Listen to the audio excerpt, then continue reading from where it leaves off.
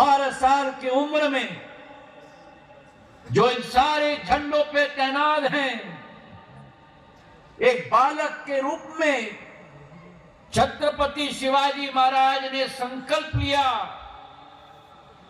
कि मैं ना रुकूंगा और मैं ना झुकूंगा जब तक एक एक भारत माता पे आक्रमणकारियों को घसीट कर देश के बाहर न कर पाऊं।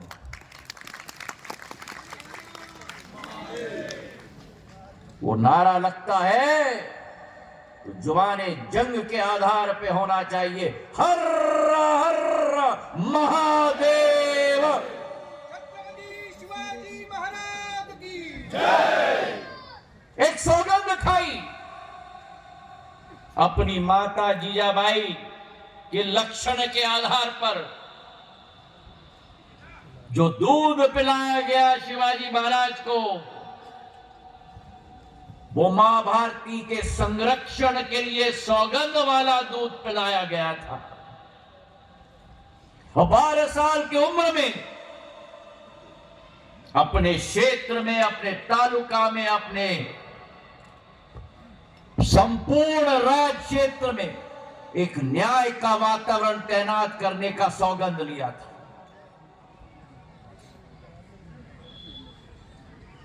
एक तरफ पोर्तुगली के साथ लड़े, एक तरफ जिंजी के विरुद्ध लड़े। आज भारत की नौसेना की हम बात करते हैं। 400 वर्ष पहले शिवाजी महाराज ने कोंकण में अपनी नौसेना तैनात कर दी थी। ऐसी नौसेना थी जो फ्रेंच और पोर्चुगल और अंग्रेज से 10 गुना ज्यादा शक्तिशाली नौसेना शिवाजी महाराज की थी। और आज गर्व से एक मराठा होने के नाते मेरा छाती फूल जाता है जब 75 वर्ष बाद इस देश के अंदर अगर किसी ने छत्रपति शिवाजी महाराज को पहचाना तो हमारे पंत प्रधान, प्रधानमंत्री ने माना, जिन्होंने भारतीय नौसेना के झंडे पर छत्रपति शिवाजी महाराज का अलग संपूर्ण रूप से डालने का कार्य कर दिया। अंतः तक विदेशी ताकतों से छत्रपति शिवाजी महाराज लड़े। 1680 में उनका देहांत हुआ और पूरे देश में एक वातावरण फैला था कि जैसे आक्रमणकारियों के विरुद्ध अब कोई शक्ति इस देश को नहीं रोक सकती। लेकिन उसी घर में एक नया दीप प्रज्वलित हुआ था। एक नया दीप प्रज्वलित हुआ संभाजी महाराज के रूप में। और जिस संभाजी महाराज ने अपने जीवन के अंत तक औरंगजेब के विरुद्ध लड़ाई लड़ी, अनेक बलिदान दिए, बारंबार औरंगजेब की सेना को परास्त करने का कार्य किया, उस संभाजी महाराज ने भी 1690 में औरंगजेब ने उनके आंखों में लोहा डाला, उनके शरीर के 5 टुकड़े किए, भीम नदी में डाल दिए। लेकिन एक एक मराठा ने उनके देहांत के बाद भी ये सौगंध लिया कि हम ना झुकेंगे और हम ना रुकेंगे।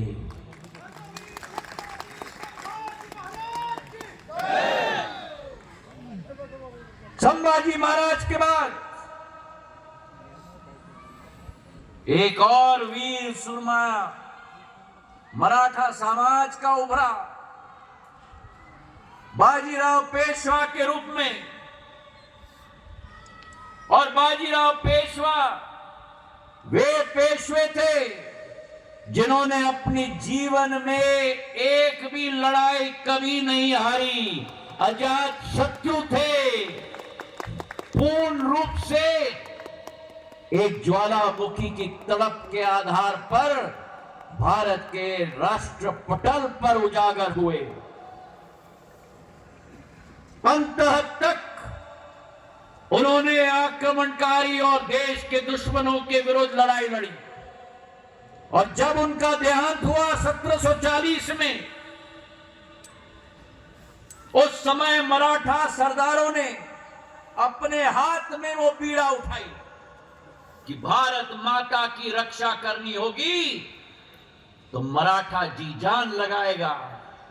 मराठाओं ने कभी अपना साम्राज्य नहीं बनाया, मराठाओं ने कभी राज नहीं किया, मराठाओं ने कुछ किया तो सदैव इस देश और भारत माता की सेवा की।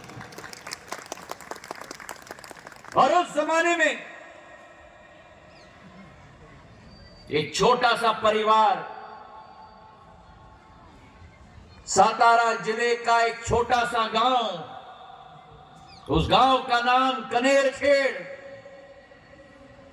उस गांव से साबाजी शिंदे, जंकोजीराव शिंदे, दत्ताजी शिंदे को पेशवे ने पुणे से उत्तर भारत में भेजा।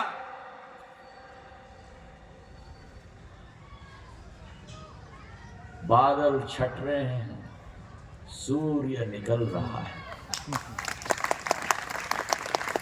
बादल छट रहे हैं और सूर्य निकल रहा है और भारत का इतिहास दोबारा विश्व पटल पर उजागर हो रहा है। साबाजी शिंदे को पेशवा ने भेजा और साबाजी शिंदे के नेतृत्व में दत्ताजी महाराज, जंकोजी महाराज, 16 साल की उम्र के बालक आज जो इस कार्यक्रम में सामने के पटल पर हमने जबरदस्त अलौकिक क्षमता मराठा वीरों की देखी। कोल्हापुर से आई हुई मेरी मंडली को मैं धन्यवाद अर्पित करना चाहता हूं और बधाई देना चाहता हूं। वो संजय खड़ा हुआ है पीछे, संजय नाव है तुमचा? काय नाव तुमचा? संजय, संदीप, फार चांगला प्रदर्शन झाला तुमचा। मराठांचा वीरताचा प्रदर्शन तुमचा झाला, तुम्हाला फार शुभेच्छा। आणि पिढी दर पिढी सगळ्यांना शिकवून द्या तुम्ही। जो प्रदर्शन आज हमने देखा, 16 साल के लड़कों के नेतृत्व में, साबाजी शिंदे जी के नेतृत्व में, जहां दत्ताजी महाराज, जंकोजी महाराज ने लाहौर में मराठाओं का भगवा ध्वज फहराया, वही साबाजी शिंदे महाराज ने पेशावर तक मराठा फौज का भगवा ध्वज लहराने का कार्य किया। भारत की भूमि, भारत माता की भूमि, मतलब सदैव ये सोच थी जो शिवाजी महाराज का हिंदवी स्वराज का मतलब क्या, कि भारत माता की भूमि केवल भारतीयों के लिए होनी चाहिए। ये भारत माता की भूमि है, कोई और विदेशी ताकत इस देश में राज करने का सपना ना देख पाए। ये मराठाओं का अलख था मेरे भाई और बहनों। और जब पेशावर तक, लाहौर तक यही भगवा ध्वज, हिंदवी स्वराज का सपना शिवाजी महाराज का 1640-50 का 1755 में स्थापित हो रहा था, उसी समय दत्ताजी महाराज ने रोहिलाओं का और मुगलों का और अफगानों का सामना यहीं से पास बुरारी घाट में की। और आज जो आपने क्लिप देखा, उस जमाने में मराठाओं का तलवार और ढाल और तोप की लड़ाई होती थी, बंदूक से उनके ऊपर गोली लगाई गई, वे अपने घोड़े से गिरे, गिरते हुए भी अपने हाथ में तलवार थामे हुए। और जब वो नजीब-उद-दौला रोहिला ने उनके छाती पर अपना पांव रखा और पूछा, क्यों दत्ता जी, और लड़ोगे? तो दत्ता जी महाराज मेरे पूर्वज ने कहा, नजीब, जिएंगे तो लड़ेंगे।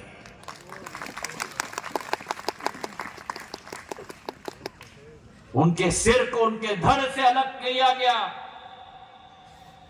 चिता पे भी उनके पूर्ण पार्थिव शरीर को नहीं रखने दिया गया। और जब मराठाओं को यह सूचना शनिवार वाड़ी बाड़ा में, पुणे में सूचना मिली, एक ज्वालामुखी की तड़प मराठाओं के अंदर ज्वलित हुई। और उसी समय जब नजीब-उद-दौला ने आमंत्रण, जो प्रदीप पाटिल साहब ने कहा, इसी देश का व्यक्ति ने विदेशी ताकत को आमंत्रण दिया, दूसरे राजाओं ने भी मिलकर अहमद शाह अब्दाली को अफगानिस्तान से तीसरी बार भारत में बुलाया। तब मराठाओं ने यह निर्णय लिया कि हम पूना से कूच लगाएंगे और जो आक्रमणकारी इस देश में आ रहा है उसका सामना हम जी जान से करेंगे। अभी भाटिया जी कह रहे थे, कोसों दूर से मराठा सेना आई। कोसों दूर से मराठा सेना नहीं आई, हजारों किलोमीटर दूर से मराठा सेना आई। इस माटी की पवित्रता को कायम रखने के लिए आज जब हम प्रवास पे जाते हैं, हम नेता लोग दौरे पे जाते हैं, तो कोई हमें कहे कि 300 किलोमीटर दूर दौरा करना है, 400 किलोमीटर दूर दौरा करना है। आज तो गाड़ी में एयर कंडीशन है, गाड़ी में हीटर है, गाड़ी है, तब भी मन विचलित हो जाता है कि 400 किलोमीटर दूर चलना पड़ेगा। उस जमाने में 400 साल पहले 1300 किलोमीटर दूर घुड़सवार और हाथियों पर और पैदल चलकर मराठा सेना आई थी पानीपत में इस भारत माता की रक्षा करने के लिए। और जब वो मराठा सेना आई, पेशवा के भाई सदाशिव भाऊ, एक वीर सैनिक, एक योद्धा, एक आक्रामक वीरता का प्रतीक, एक ब्रिलियंट स्ट्रेटेजिस्ट। और जब पेशवा अपने साथ ना आ पाए क्योंकि उनकी तबीयत ठीक नहीं थी, पर जब मराठा सेना अग्रसर हो रही है तो पेशवा उसका नेतृत्व करना चाहिए। तो पेशवा ने अपने लड़के, अपने उत्तराधिकारी विश्वास राव को भेजा। सदाशिव भाव के संरक्षण में विश्वास राव जी 14 साल की उम्र के बालक, हाथी सवार, मराठा सेना का नेतृत्व करते हुए सदाशिव भाव के साथ संपूर्ण सेना दिल्ली के तरफ और पानीपत के तरफ कूच लगाई चली। और जब अहमद शाह अब्दाली भारत में उसने प्रवेश किया, मराठाओं ने, आज इस मंच से मैं कहना चाहता हूं, सदैव सिखों का साथ दिया है। बारंबार जब अहमद शाह अब्दाली आया और पंजाब पर आक्रमण अहमद शाह अब्दाली ने किया, अगर अफगान सेना को धूल चटाने का काम पंजाब से अगर किसी ने किया तो वो मेरी मराठा सेना ने सदैव किया, मेरे भाई और बहनों। और वही अहमद शाह अब्दाली जब 1759 में भारत की तरफ पैनी नजर उसने रखी, पंजाब में उसने प्रवेश किया, गुरुद्वारा साहिब पर तोप चलाए, पंजाब में नरसंहार कर दिया। पंजाबी और सिख समाज और मराठा सदैव भाई भाई के रूप में लड़ा है। बोले सोनिहाल, हर हर महादेव। और जब अहमद शाह अब्दाली ने पंजाब से नरसंहार करके अवध के राजा और रोहिला नजीब उद्दौला के साथ उत्तर प्रदेश के गंगा के पास अपनी सेना को तैनात की, तो चट्टान की तरह अगर कोई सामने आया तो पानीपत में 60,000 मराठाओं की सेना सामने, उनके चट्टान की तरह सामने खड़ी रही। मराठाओं के पास तोप थे। इब्राहिम गर्दी सबसे बेहतरीन मराठाओं का तोप खाने का कमांडर था।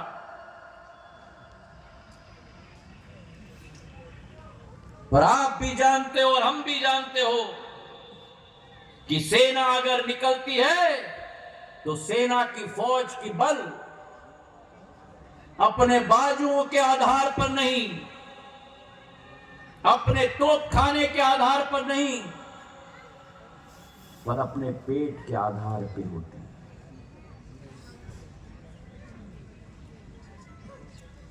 और एक तरफ मराठाओं का खाने का सप्लाई का लाइन पंजाब से जुड़ा हुआ था,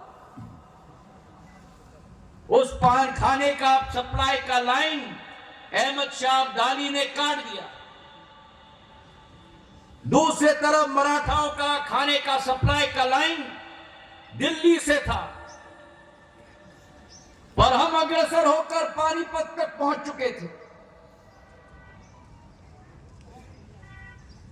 मराठाओं के साथ मौसम ने साथ नहीं दिया। ऐसा ही मकर संक्रांति का दिवस था, कोहरा चारों तरफ से लगा हुआ था, सूर्य दिख नहीं रहा था।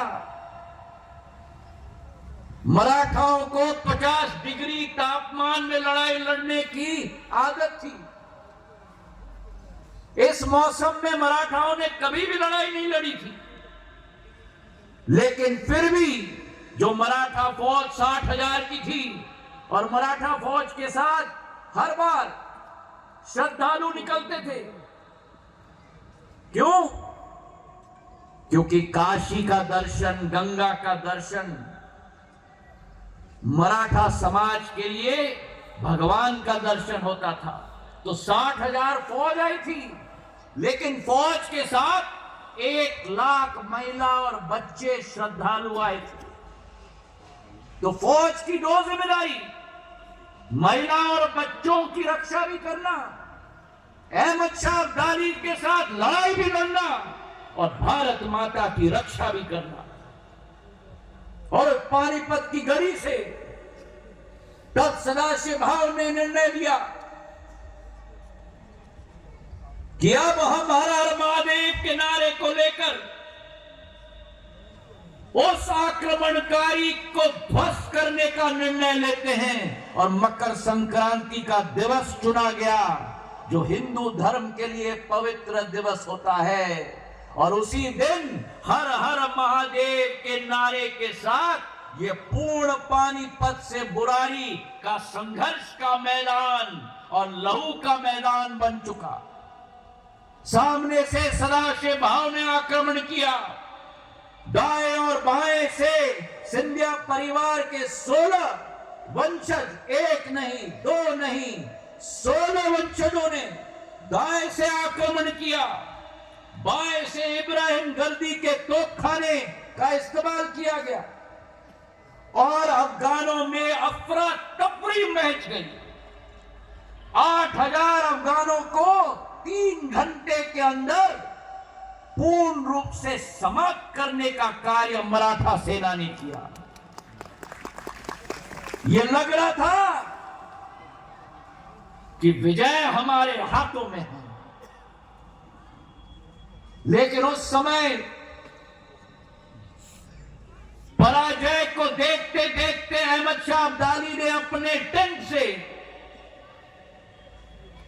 ऊंट पर सवार छोटे तोपों का इस्तेमाल किया। और ऊंट पर सवार जब छोटा तोप होता है, सामने अफगानों की सेना, अहमद शाह अब्दाली की सेना, रोहिल्ला नजीबुद्दौला, वो गद्दार की सेना पर जब गोले लगते हैं तो समीप वाली सेना से ऊपर उठ के चली जाती है और दुश्मन के ऊपर प्रहार करती है। तो सामने अहमद शाह अब्दाली की सेना, रोहिल्ला की सेना पर पीछे से ऊंटों से तोप की गोली चलाई गई और मराठा सेना को इर्द गिर्द किया गया। और उस समय सिंधिया परिवार के 16 वंशजों ने हर हर महादेव के नारे के साथ सीधे अहमद शाह अब्दाली के हाथी के तरफ कूच लगाई। 16 के 16 में से 15 शहीद हो गए उसी समय में।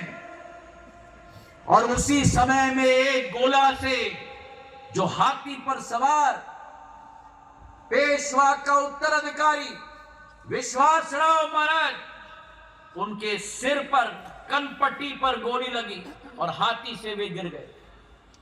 उनको हाथी से गिरते हुए देखते हुए सदाशिव भाव जो घुड़सवार थे, वे अपने घोड़े से उतर गए और अफगानों का सामना किया। 50 अफगानों का अकेले सामना किया और लड़ते लड़ते लड़ते लड़ते हमारे सदाशिव भाव भी ने अपने जीवन का बलिदान दे दिया। उस दिन, आज पाटिल साहब कह रहे थे, भाटिया जी कह रहे थे, मराठाओं की हार नहीं हुई। उस दिन, ये बात मैं आपको बता दूं मराठाओं के बारे में, मराठाओं में अगर एक भी चिंगारी बाकी रहती है तो मराठा वो क्षमता रखता है कि वो चिंगारी से ज्वालामुखी की तड़प बन जाती है।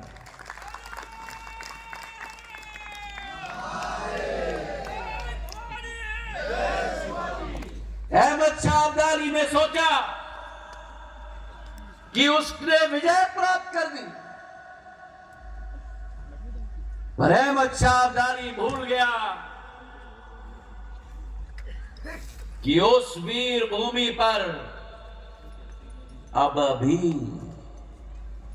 एक मराठा योद्धा बचा था। उस मराठा योद्धा का नाम महाजी शिंदे। अब आप अनुमान लगाओ, मंचासीन महानुभाव, आप अनुमान लगाएं, जिस महाजी शिंदे घायल रूप में युद्ध के भूमि में लहूलुहान पड़े हुए थे, एक अफगान ने उनके पैर को काट दिया था।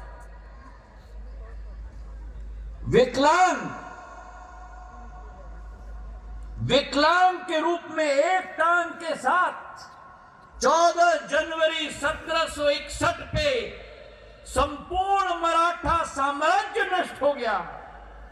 लेकिन उस युद्ध भूमि से एक चिंगारी बची थी और 10 साल के अंदर वो विकलांग महाजी महाराज ने अपने पत्नी के जेवर बेचे, अपने मां के जेवर बेचे, मराठा सेना को दोबारा खड़ा किया और उस महाजी महाराज ने 11 साल के अंदर 1761 14 जनवरी तीसरी पानीपत की युद्ध, 10 फरवरी 1771 पर दिल्ली के लाल किले पर भगवा ध्वज दोहराने का काम महाजी शिंदे ने किया।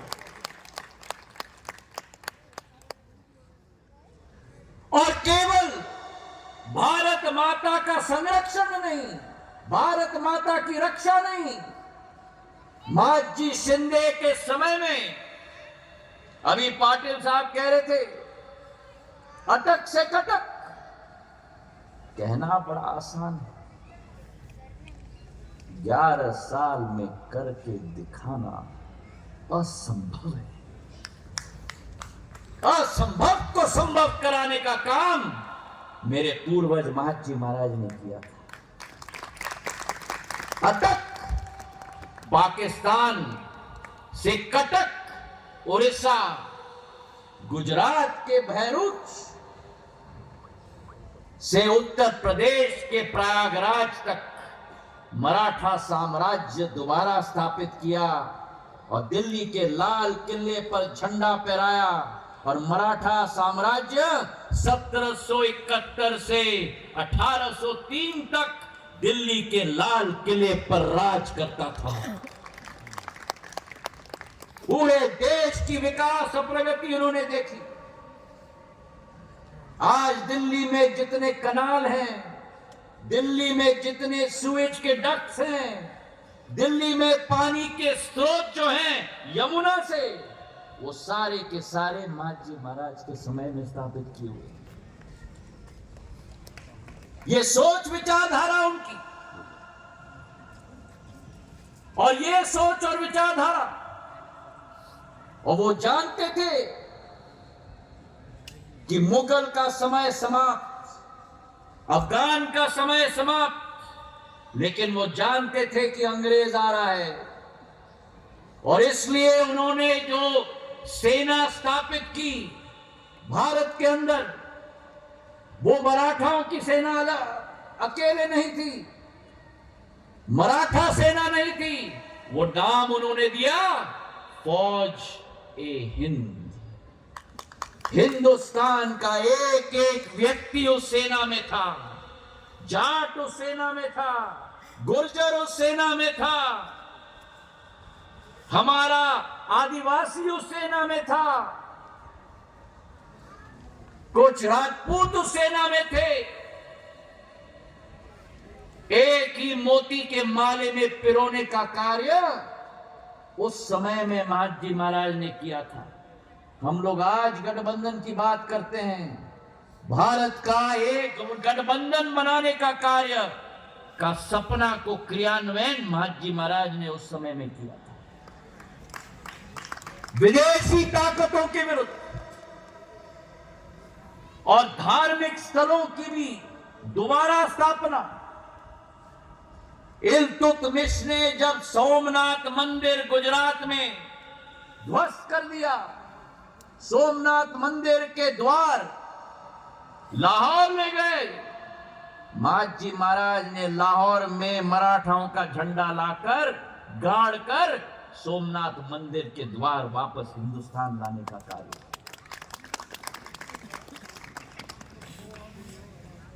उनके वंशज महारानी बैजाबाई, अहिल्याबाई होलकर, मराठाओं ने दोबारा काशी विश्वनाथ में दोबारा काशी विश्वनाथ को स्थापित करने का कार्य किया। तो भारतीय संस्कृति को उजागर करने का कार्य भी मराठा साम्राज्य ने किया। और आज मुझे गर्व है कि हमारे प्रधानमंत्री नरेंद्र मोदी जी ने एक भारत श्रेष्ठ भारत, वासुदेव कुटुंबकम